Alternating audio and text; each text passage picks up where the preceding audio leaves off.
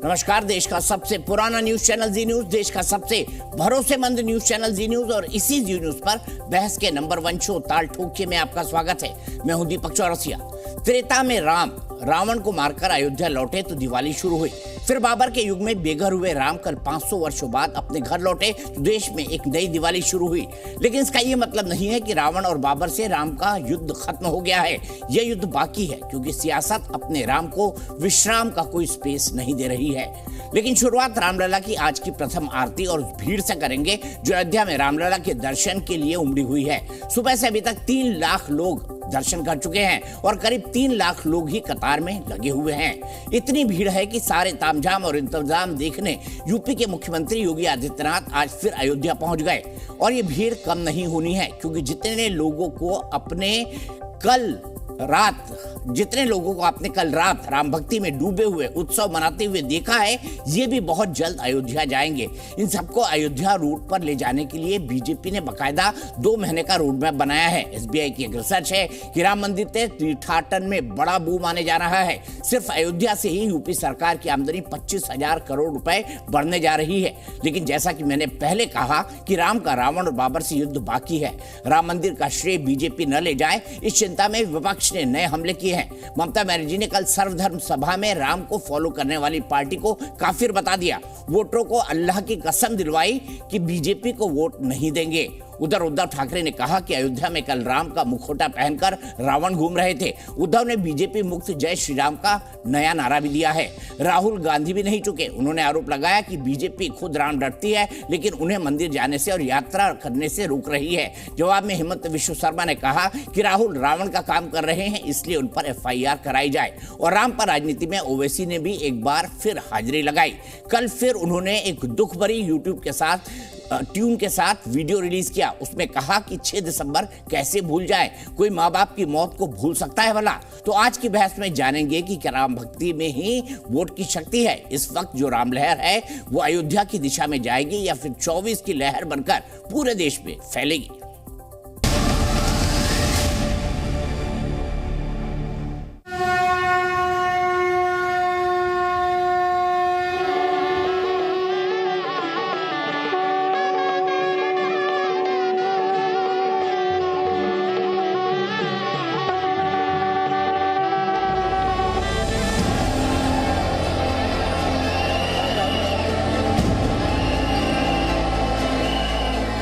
तारीख नहीं, ये एक नए काल चक्र का उद्गम है। ये बीजेपी का एक पॉलिटिकल प्रोग्राम है।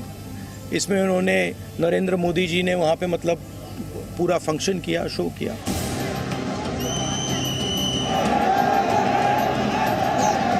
जब कुछ लोग कहते थे कि राम मंदिर बना आग लग जाएगी, राम आग नहीं है, राम ऊर्जा है। परंपरा को देखते हुए केवल एक राजा याद आता है जिसमें यह सब कुछ था, छत्रपती शिवाजी महाराज। आणि जर तशी तुम्ही करत असाल तर आम्हाला सुद्धा भाजप मुक्त प्रभू श्रीराम करावा लागेल। मंदिर को जिन्होंने विरोध किया, राम लल्ला के अस्तित्व पे जिसने सवाल खड़ा किया, ऐसे लोगों को राम लल्ला का नाम लेने का अधिकार नहीं। हम लड़ेंगे नहीं। जो काफिर है, जो कापुरुष है, वो डरते हैं, वो मरते हैं। पूरा देश राममय है और हिंदू सनातनी बहुत खुश है। जो लोग वोट शिकारी है वो खुश नहीं है। बीजेपी का अगर तुम लोग मदद करोगे कोई, तो अल्लाह का कसम आप लोगों को कोई माफी नहीं करेगा। पुराना रिकॉर्ड टैली है, उससे कहीं अधिक सीटों के साथ आदरणीय मोदी जी के नेतृत्व में हम चुनाव जीत करके आएंगे। कि कोई 6 दिसंबर की बात नहीं करता, बोलते अरे भूल जाओ ना भाई तुम लोग। मैं इन लोगों से पूछ रहा हूँ, तुम्हारी बाप की मौत को भूल सकते क्या तुम तुम्हारी माँ की मौत को भूल सकते क्या? ये लोग धर्म विरोधी आदमी हैं, खास करके तुष्टीकरण की राजनीति करते हैं। लोगों के मन में आग लगी होगी, चिंता नहीं है। पूरा माहौल राम में हुआ पड़ा है। तो क्या जिसके राम उसी की लहर, इस राम लहर के बीच पॉलिटिकल पार्टीज क्या सोच रही हैं? सब अपना अपना नैरेटिव दे रहे हैं। हालांकि भगवान से दूर कोई नहीं रह सका। राहुल गांधी भी मंदिर जाना चाहते थे, ममता बनर्जी ने भी सर्वधर्म सभा की, काली घाट मंदिर में पूजा की। हालांकि काफिर उन्होंने कह दिया बीजेपी वालों को, ऐसे लोग जो उस वक्त मंदिर निर्माण के अंदर मौजूद थे। इसी पर बात करने के लिए कौन कौन मेरे साथ जुड़े हुए हैं? बीजेपी के प्रवक्ता शलभ मणि त्रिपाठी हैं, विवेक श्रीवास्तव जी हैं लेफ्ट के नेता, दानिश कुरैशी जी AIMIM के नेता, प्रोफेसर नवल किशोर जी हैं RJD का राष्ट्रीय प्रवक्ता, और मेरे साथ AK वाजपेयी जी हैं, प्रवक्ता है लोक जनशक्ति पार्टी रामविलास पासवान के। विवेक जी, सबसे पहले आपसे शुरुआत करता हूं। आप तो काफिर हो गए विवेक जी, ममता बनर्जी ने काफिर कह दिया आपको। नहीं, वो जो मर्जी वो कहें, लेकिन देखिए जो इस वक्त नेशनल डिबेट्स जो चल रही हैं, वो इशू ये है कि देश किस दिशा में जा रहा है। एवरीबडी रेस्पेक्ट्स द कोर्ट, सबने कोर्ट ने एक ऑर्डर दिया, सबने उसको एक्सेप्ट किया। देश की माइनॉरिटी कम्युनिटी उसने भी एक्सेप्ट किया, रेस्पेक्ट दिया कोर्ट को भी, मेजॉरिटी कम्युनिटी को भी। उसके बाद टेम्पल को इलेक्शन की राजनीति में 2024 की ड्रैग करना, यह कहां से समझदारी की बात है? आप मुझे बताइए। शंकराचार्य खुश नहीं थे, चलिए साहब, वो भी एक अलग बात हो गई। जितने कथावाचक वहां उस दिन 22 तारीख को पहुंचे हैं, सबके मीडिया ने इंटरव्यू लिए, पूछा साहब शंकराचार्य जी मना कर रहे हैं, आपका क्या वक्तव्य है? बागेश्वर धाम वाले बोलते हैं नहीं, शंकराचार्य तो सुप्रीम है, वो तो प्राइम मिनिस्टर हैं हिंदुइज्म के, तो फिर आप जा क्यों रहे हैं 22 तारीख को? तो ये जब रिलीजन जो है, जब धर्म और धर्मगुरु राजनीति के सामने, सत्ता के सामने झुकने लगते हैं, प्रणाम करने लगते हैं सत्ता को, तो आप समझ लीजिए दिशा बिल्कुल गलत जा रही है आपकी। यहाँ धर्मगुरुओं की बात कर रहे हैं, जो धर्म को अफीम मानता है वो धर्मगुरुओं की बात कर रहा है। बिल्कुल, जो धर्म को अफीम मानता है वो धर्मगुरुओं की बात कर रहा है, शंकराचार्य की बात कर रहा है। विवेक जी, ये स्वागत योग्य परिवर्तन है आपके अंदर, आपका विवेक जो जागा है वो स्वागत योग्य है। शंकराचार्य की बात कर रहे हैं, धर्मगुरुओं की बात कर रहे हैं, लेफ्ट के नेता, जिनके लिए धर्म अफीम है। मैं शंकराचार्य का अनुयायी नहीं, मैं शंकराचार्य का अनुयायी नहीं हूं, लेकिन जो डिसऑर्डर, लेकिन राजनीति आपकी उससे चल रही है तो आप शंकराचार्य का नाम लेंगे। चूंकि राजनीति आपकी चल रही है इसलिए आप शंकराचार्य का नाम लेंगे। देखिए, अगर मैं कहूंगा कि सत्य बोलना ही सही है, असत्य बोलना गलत है, तो शायद शंकराचार्य भी कहेंगे सही बोल रहा है, इससे वो वामपंथी नहीं हो जाते। शंकराचार्य ने तो ये भी बोला मथुरा काशी वापस कर दो, हिंदुओं को सौंप दो। विवेक श्रीवास्तव शंकराचार्य की इस मांग का समर्थन करेंगे। वो ठीक है, वो कह रहे हैं मथुरा काशी सौंप दो हिंदुओं को। कोर्ट में जो निर्णय विवेक श्रीवास्तव इस मांग का समर्थन करेंगे, मथुरा काशी हिंदुओं को सौंप दो। नहीं, बिल्कुल नहीं। शंकराचार्य से ऊपर है देश का कॉन्स्टिट्यूशन, इसलिए जो कॉन्स्टिट्यूशन के हिसाब से शंकराचार्य बोलेंगे तब शंकराचार्य की बात मानी जाएगी। अभी थोड़ी देर पहले अच्छे लग रहे थे, बुरे लगने लग गए। शंकराचार्य बोलेंगे भ्रष्टाचार मत करो, नहीं, अच्छे बुरा नहीं होता है, जो अच्छे ही बुरे है भाई। आपका पॉलिटिकल नैरेटिव को शूट करे तो शंकराचार्य अच्छे, आपके पॉलिटिकल नैरेटिव को शूट नहीं करे तो शंकराचार्य बुरे। शूट करता, बिल्कुल। आप धर्म को ला करके एक टेंपल जो इतने कंट्रोवर्सी से गुजरा है और बाद में कोर्ट ने बाहर कहा इसको बनाओ, फिर आप उसको लेकर के आए राजनीति में लड़ाई झगड़ा कराने के लिए। फिर आप कह रहे हैं कि 17 अप्रैल के बजाय मैं 22 को करूंगा। फिर सारे कथावाचक वहां जा रहे हैं, कह रहे हैं शंकराचार्य सही है, जाना तो गलत है, मुहूर्त भी गलत है, फिर भी हम जाएंगे। तो ये क्या दिखा रहा है? ये दिखा रहा है मीठा मीठा गप गप कड़वा कड़वा कथावाचक। ये राजनीति चलेगी नहीं, अब चलेगी नहीं। वैसे भी लेफ्ट आउट है। नहीं, राजनीति तो बिल्कुल चलेगी सर, वो उससे फर्क नहीं पड़ता। लेफ्ट में बहुत सब्र है, हम में बहुत सब्र है, हम खड़े हैं और आइडियोलॉजी पे कोई कॉम्प्रोमाइज नहीं, और समय आएगा, ऐसा नहीं होता है। वैसे विवेक श्रीवास्तव जी, ममता जी ने आपको काफिर कहा है, काफिर है जी, उनके हिसाब से ठीक है, वो जो मर्जी बोले, वो उनकी अपनी इच्छा है। लेकिन अभी ममता के वक्तव्य से ज्यादा इंपॉर्टेंट है कि सिर्फ 2024 में ममता जी को बाइट काफिर वाले एक बार सुना सकते हैं के ऊपर। नहीं, आप सुनिए आपके चैनल अच्छा, पे कल बीजेपी के प्रवक्ता ने बोला कि जी एक बात बताइए ना, कल रात में दिया लगाया था आपने? जी नहीं, हम दिया लगाए ना लगाए, मैं बड़ा पूछ रहा हूं भाई, हम लोग मैं इसका सार्वजनिक प्रसारण नहीं करूंगा, चुपके से बता दीजिए आप दिया लगाया था कि नहीं लगाया था। नहीं, कोई चुपके की बात ही नहीं है, कोई चुपके की बात नहीं है, कोई चुपके की बात नहीं है। मैं कम्युनिस्ट हूं, मेरी अपनी एक आइडियोलॉजी है, लेकिन कम्युनिस्ट पार्टियां, सीताराम येचुरी, डी राजा, हम लोग धर्म के खिलाफ नहीं है। राइट टू फेथ है, यह आपका कॉन्स्टिट्यूशनल राइट है। सीताराम कॉन्स्टिट्यूशनल राइट का आपने इस्तेमाल किया कि नहीं किया? अकाउंट पे जाए, नहीं, वो पर्सनल लाइफ में कोई माने ना माने क्या फर्क पड़ जाता है? आप किस भगवान को पूजते हैं? आपके हनुमान में आस्था है, काली में है, माता में है, शंकर भगवान में है, आप किससे ज्यादा प्रेम करते हैं? ये आपका व्यक्तिगत, मैंने कल भी कहा था, ये दीपक चौरसिया और भगवान राम के बीच की व्यक्तिगत यात्रा है। दीपक चौरसिया सही है तो राम देख रहा है, दीपक चौरसिया गलत करेंगे तो भी राम देख रहा है। ये ढिंडोरा पीटने से, ड्रम बजाने से वहां अयोध्या में वहां कुछ प्रूव नहीं हो जाता है। वो सिर्फ एक पॉलिटिकल गेम है। ठीक है, जो सलाम मनी त्रिपाठी जी जुड़ गए। सलाम मनी जी पॉलिटिकल गेम खेल रहे हैं, धर्म का राजनीति में इस्तेमाल कर रहे हैं सलाम मनी त्रिपाठी जी, ये आरोप लगा रहे विवेक श्रीवास्तव जी आप पर। दीपक भाई, अभी आप सवाल पूछ रहे थे कि कल रात में दिया लगाया था कि नहीं लगाया था। अरे आपको ये सवाल पूछना चाहिए कि अरे कल रात में नींद आई थी कि नहीं आई थी, कुछ खा पाए थे कि नहीं खा पाए थे, क्योंकि बहुत सारे लोगों की तो नींद उड़ गई है, बहुत सारे लोगों का दाना पानी बंद हो गया है, बहुत सारे लोगों की दुकानें बंद हो गई हैं। जिस प्रकार से पूरा देश राममय हुआ, दीपक जी आपने देखा होगा, पूरा देश ही नहीं दुनिया भर से तस्वीरें आ रही है। मैं देख रहा था कि मॉरिशस से आ रही है, लंदन से आ रही है, तमाम जगहों से तस्वीरें आ रही हैं कि किस प्रकार से, और इसमें कोई ऐसा नहीं कोई एक धर्म के लोग हैं, बहुत सारी जगहों पे आप देखिए इकबाल अंसारी साहब स्वयं गए, उन्होंने कार्यक्रम में हिस्सा लिया। तो आखिर नींद तो उड़ेगी, ऐसे लोगों की नींद उड़ेगी जिन्होंने हमेशा से नफरत की बुनियाद पर अपने सियासत की है, जो हमेशा से भगवान राम को काल्पनिक बताते रहे और आज इतने बड़े ज्ञानी हो गए कि मुहूर्त के बारे में बात करने लगे, जो हमेशा से ये कहते रहे कि नहीं साहब वहां तो बाबरी मस्जिद ही होनी चाहिए, राम मंदिर नहीं होना चाहिए, आज इतने ज्ञानी हो गए कि शंकराचार्य जी के चरणों में लेटने को बेताब है। तो ये दरअसल वो लोग हैं जिनकी कोई आइडियोलॉजी नहीं है। चाइना में अगर बारिश होती है तो छाता यहाँ खोल लेते हैं, इनके बारे में आप जानते होंगे, और चाइना के प्रकार के विचार है, किस प्रकार की आइडियोलॉजी है, किस प्रकार से भारत के प्रति का नजरिया है, वो मुझे बताने की आवश्यकता नहीं है। पर हम तो इतना जानते हैं दीपक भाई कि बहुत शुभ घड़ी है, बहुत मंगल घड़ी है, बहुत खुशी उत्साह की घड़ी है।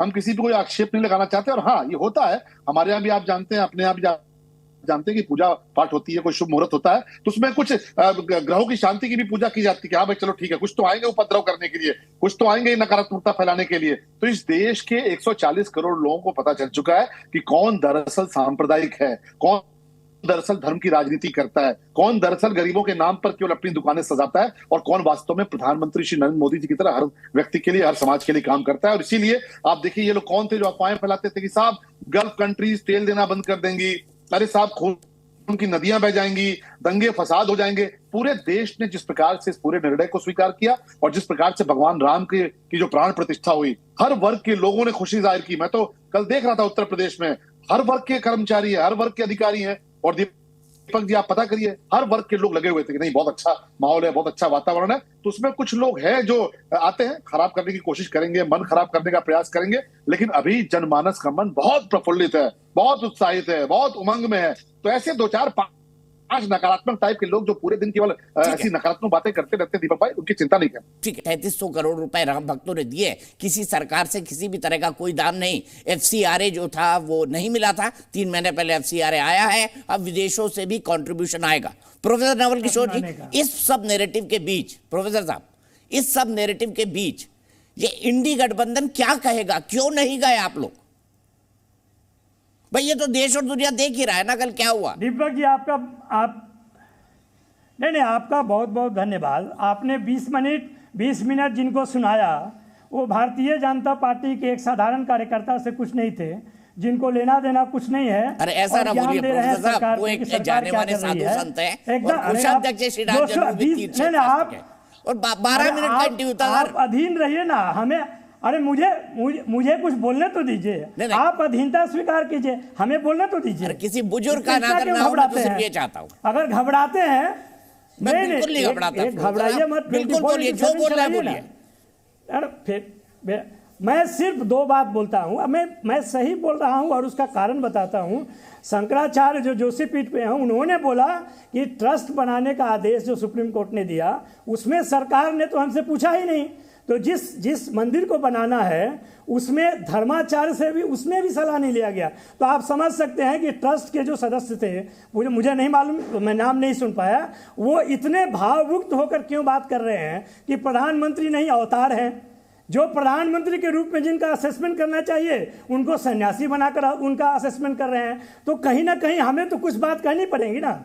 आप इन चीज़ों को जिस तरीके से बुलवा रहे हैं, सुनवा रहे हैं, आपका एक ही उद्देश्य है कि आप प्रधानमंत्री नहीं रहे, अवतार बन गए, सन्यासी हो गए, और ये नए भगवान के अवतार हैं। आपको ध्यान सुन लीजिए, अरे सुन लीजिए, नहीं आपको मैं बोल ही नहीं रहा हूँ, हिम्मत नहीं है। नारद मुनि को कौन क्या बोल सकता है? सही बोला। लेकिन जो दिख रहा है आचरण, उससे तो यही प्रतीत होता है। देखिए, धर्म और राजतंत्र और धर्मतंत्र के बीच में जो एक लाइन रहता है, उसको खत्म किया गया है। ये मैं नहीं कह रहा हूँ, धर्म के शंकराचार्य लोग कह रहे हैं कि ये हमारे एरिया में अतिक्रमण है। जो सरकार जिस शंकराचार्य को नवल किशोर जी आप कोट कर रहे हैं, उन शंकराचार्य ने यह भी कहा है कि मथुरा और काशी हिंदुओं को सौंप देनी चाहिए। तो नवल किशोर जी उन शंकराचार्य की इस बात का भी समर्थन कर दीजिए कि काशी और मथुरा हिंदुओं को सौंप दें।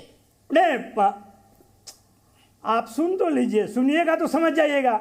उसी शंकराचार्य ने यह भी कहा है कि जो सुप्रीम कोर्ट का निर्णय आया है, उसमें जो बाबरी मस्जिद के पक्षकर थे, उन लोगों से हमारी समझौता हुई, बातचीत हुई।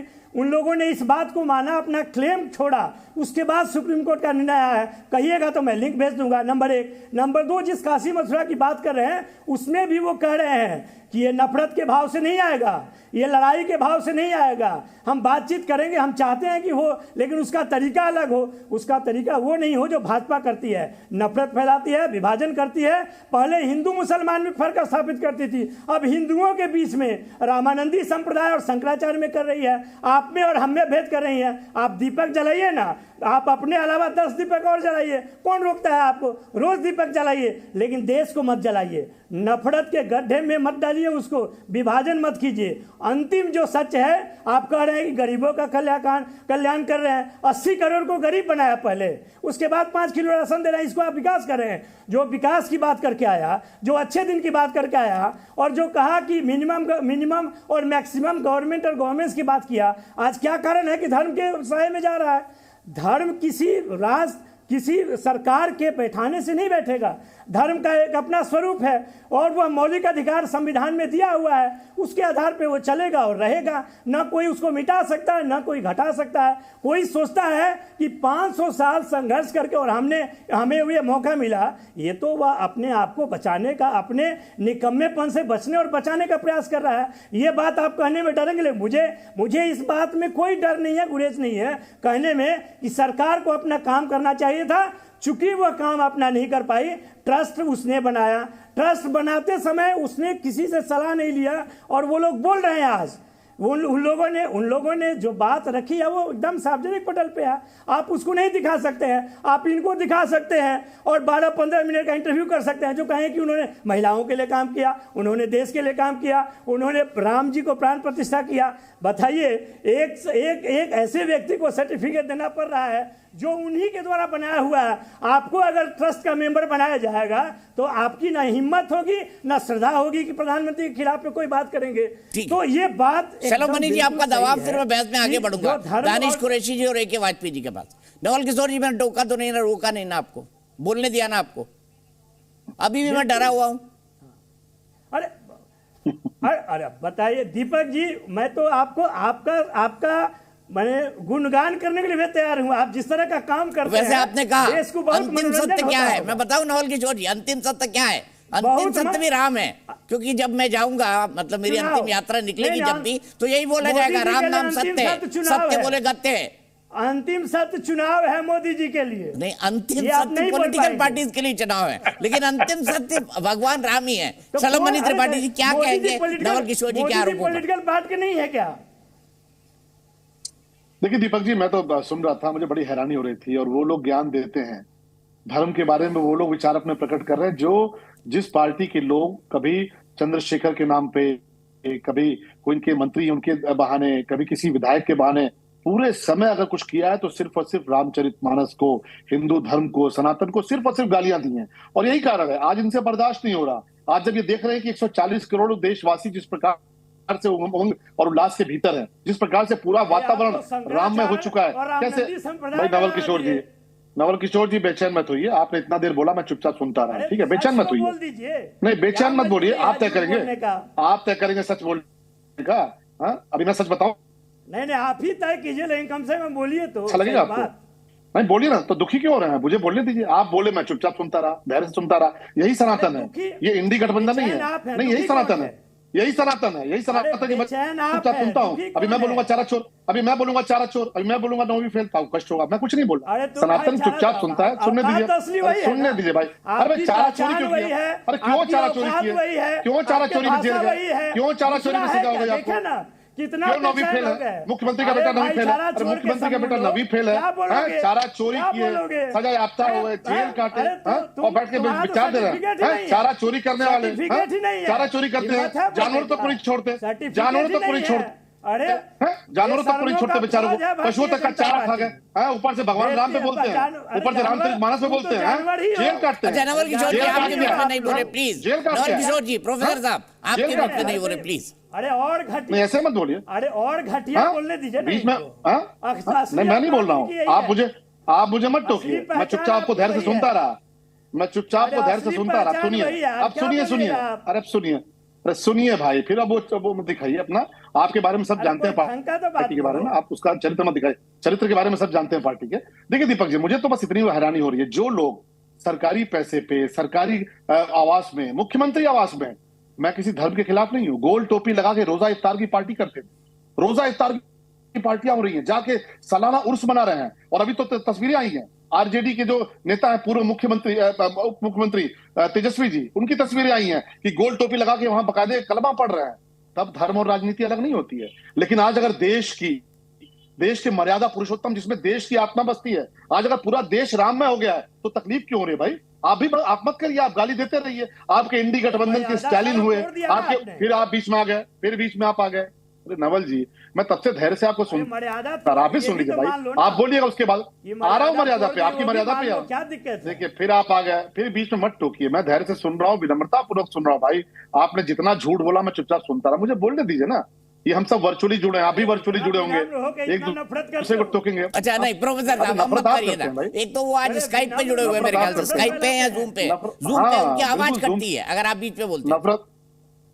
नफरत कौन करता है मुझे बताने की आवश्यकता नहीं है। नफरत किस प्रकार की नफरत दिख रही है, वो पूरा बिहार देख रहा है, मुझे बताने की आवश्यकता नहीं है। लेकिन हम सिर्फ इतना कहेंगे कि उमंग और उल्लास का वातावरण है, उसमें आप लाख गाली दीजिए। पूरा का पूरा इंडी गठबंधन, दीपक भाई, पूरा का पूरा, उदयनिधि हो, स्टालिन हो, चंद्रशेखर हो, स्वामी प्रसाद हो, न जाने कितने नाम है, ये केवल सनातन को गाली दो, सनातन को डेंगू बोलो, सनातन को मलेरिया बोलो, सनातन को एड्स बोलो। आप जितनी गाली देते हैं ना, आप वही है ना जिसने बड़े गर्व के साथ कहा था रथ यात्रा रोक ली है, गिरफ्तार कर लिया है। क्या हुआ? इस देश के सनातनियों ने अपनी ताकत दिखा दी, अपनी ताकत। फिर नवल जी बीच में टोकिए मत, फिर मत टोकिए प्लीज। अरे मत टोकिए भैया, सुन लीजिए, हम तो आप ही की बात कर रहे हैं। अरे हम आप ही की बात कर रहे हैं। बड़े गर्व से कहा था रथ यात्रा रोक ली, गिरफ्तार कर लिया। अरे क्या कर लिया? आज भगवान राम का भव्य मंदिर बनके खड़ा हो गया। और सुनिए, भगवान कृष्ण मथुरा, अब हम नहीं कह रहे, जनता कह रही है कि अयोध्या तो पूरा हुआ, अब मथुरा की बारी है। मथुरा पर भी बोलिएगा, बाबा विश्वनाथ पर भी बोलिएगा, आप रोकते रहिए। ये देश बहुत आगे बढ़ चुका है, मैच्योर हो चुका है। आपने मुसलमानों का सिर्फ इस्तेमाल किया, आपने सिर्फ दंगे कराए, आपने उनको केवल वोट की तरह देखा। लेकिन आज इस देश में जो अल्पसंख्यक समाज के लोग हैं, वो देख रहे हैं कि आज राशन अगर बढ़ रहा है, आप कह रहे हैं ना 80 करोड़, बिल्कुल गर्व से कहते हैं कि 80 करोड़ लोगों को हम राशन देते हैं और देते रहेंगे। भले आरजेडी को तकलीफ हो, भले समाजवादी पार्टी को तकलीफ हो, फिर आप सुन लीजिए भैया, हम राशन देंगे, हम राशन देंगे। आज गरीब को राशन मिल रहा है तो तकलीफ हो रही है आपको। बीच में मुझे मत टोकिए। दीपक भाई देखिए, इनको रोकिए। प्रोफेसर साहब, अरे दीपक भाई, सलामनी जी कंक्लूड करिए। प्रोफेसर साहब, सलामनी जी कंक्लूड करिए। नड्डा जी की एक बड़ा स्टेटमेंट आया, वो सुनाना चाहता हूँ। मतलब सुन तो लीजिए। अरे नवल भाई, मतलब आप पशुओं का चारा भी खा जाइए और हम बेचारे आम लोगों का राशन पहुंचाए तो हम गुनाहगार, और आप गुनाहगार नहीं है।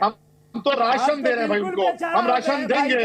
आरजेडी कितना भी परेशान हो, कांग्रेस कितना भी परेशान हो, हम गरीबों को राशन देंगे, हम माताओं बहनों को उज्ज्वला देंगे, हम पेंशन देंगे, हम आवास देंगे। अच्छा एक बात बताइए दानिश भाई, ममता बनर्जी ने कहा कि जो काफिर हैं वो डरते हैं। अब बताइए क्या मैं काफिर हूँ दानिश भाई? देखिए सुनिए, मैं आपको एक बात बताऊं। दरअसल ये जो बात है, हाँ मैं बताऊं। दरअसल एक्चुअली मैं तो डिफाइन करने की बात नहीं है, लेकिन बात यह है कि कुफ्र करने वाला वो है जो भी आदमी जो सच्चाई को कबूल करने के लिए तैयार नहीं है, वो काफिर। अगर कोई सच्चाई मैं कबूल नहीं करता तो मैं उसकी व्याख्या में मैं भी आता हूं। आप भी आते हैं, लेकिन वो जो भाषा का इस्तेमाल राजनीतिक तौर पे करने की कोशिश कर रहे हैं, ममता बनर्जी को हमने नहीं देखा कि किस तरीके से बंगाल के अंदर में मुसलमानों के जो हालात हैं वो आपके सामने नहीं है। लेकिन दीपक भाई तो बताइए, मैं तो ये कह रहा हूं कि आपको भी काफिर मानता हूं दानिश भाई, आप देखने को तैयार नहीं है कि भारत कितना आगे बढ़ रहा है, आंखें बंद कर लेते हैं जब ये देखना होता है। आप भी काफिर हैं फिर। देखिए सच्चाई बर्दाश्त नहीं है आपको। दिक्कत क्या है, देखिए दिक्कत क्या है कि मैं भी ऐसा मानता हूं कि आप भी देखने को तैयार नहीं है। जैसे हिरेन जोशी का फोन आता है तो आप और किसी की बात सुनते ही नहीं है, सबकी उड़ा देते हैं। नहीं, मैं तो दानिश कुरैशी की बात सुनता हूँ, आपसे भी डर जाता हूँ भाई, प्रोफेसर साहब से भी डर जाता हूँ, विवेक जी से भी डर जाता हूँ, मैं तो डरता ही रहता हूँ दिन भर। बात कर रहा हूँ तो दिक्कत यही है ना, दिक्कत यही है कि सच्चाई स्वीकार करने के लिए बड़ा कलेजा चाहिए दीपक भाई, आपका हो हमारा हो चाहे जो भी पैनलिस्ट का हो। सच की एक ही प्रतिमूर्ति है देश के अंदर, वो है बैरिस्टर असदुद्दीन ओवैसी, है ना? एग्जैक्टली, सलाम है आपकी। ये बात तो बिल्कुल सही है, बिल्कुल सही है। बाकी सब गलत बोला, यही सही बोला मैं, बिल्कुल यही सही खुश कर दिया आपने, सच्चाई कह के दिल खुश कर दिया। आपको समझाइए, सुप्रीम कोर्ट के ऑर्डर पर बिना शंकराचार्यों से बातचीत के ट्रस्ट बन गया। अरे प्रोफेसर साहब कहां से पढ़ते हैं ये सब आप? अरे आप सुप्रीम कोर्ट ने बोला था कि बातचीत करके ट्रस्ट बनाए। अरे देखिए वाजपेयी जी आपका जवाब, प्रोफेसर साहब सुन लीजिए अब आप। मैं ये देखिए ऐसा है, जब इनके मनमाफिक फैसला सुप्रीम कोर्ट देता है तो ये उसकी तारीफ करते हैं और उसको अप्रिशिएट भी करते हैं, लेकिन जैसे ही खिलाफ फैसला आता है उसको क्रिटिसाइज करने लगते हैं। तो छोड़िए ना इनकी बातों को, जनता सब देख रही है। देखिए अगर ये हमारी खुशी में शामिल नहीं होंगे या जनता की खुशी में शामिल नहीं होंगे तो जनता इनको उचित जवाब देगी, वो भी आने वाला समय है। जनता इनको कैसे ठुकराएगी? अगर ये राम को ठुकराएंगे, राम के भव्य समारोह में नहीं जाएंगे जिसमें पूरा देश राममय है, 55 देशों में बाकायदा भव्य समारोह कल मनाए गए, और राहुल गांधी क्या ट्वीट कर रहे हैं कि जी ये तो मोदी शो, प्राण प्रतिष्ठा का कार्यक्रम मोदी शो था। इनको मालूम नहीं है प्राण प्रतिष्ठा किसे कहते हैं? क्या ये समझते हैं, उसकी कीमत समझते हैं, कि उसके जज्बात समझते हैं, कि हमारी आस्था कहाँ तक पहुंची है कि मूर्ति में भी प्राण आ जाते हैं अगर सही वक्त पे किया, सही तरीके से किया गया। और ऐसा प्रधानमंत्री, कितने सौभाग्यशाली हम लोग, 11 दिन तक व्रत रख के पूरे पाक साफ मन से, पूरे अपने समर्पण से दिव्य आत्मा की तरह प्राण प्रतिष्ठा करी है उन्होंने। लोगों की आंखों में आंसू आ गए हैं, मतलब उस दृश्य को आप देखिए ना।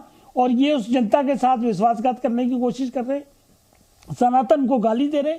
पूछिए इनसे कहां से हक मिला इनको कि आप सनातन को गाली दोगे? आप हमारे धर्म को गाली क्यों दोगे? और एक नहीं, बाकायदा लाइन से पॉलिटिकल पार्टियों के नेता जो है ना वो सनातन को गाली दे रहे हैं। माफ कीजिएगा कम वक्त देने के लिए, आज मैं यहीं पर रुकूंगा। अफसोस मेरे पास वक्त इतना ही है, लेकिन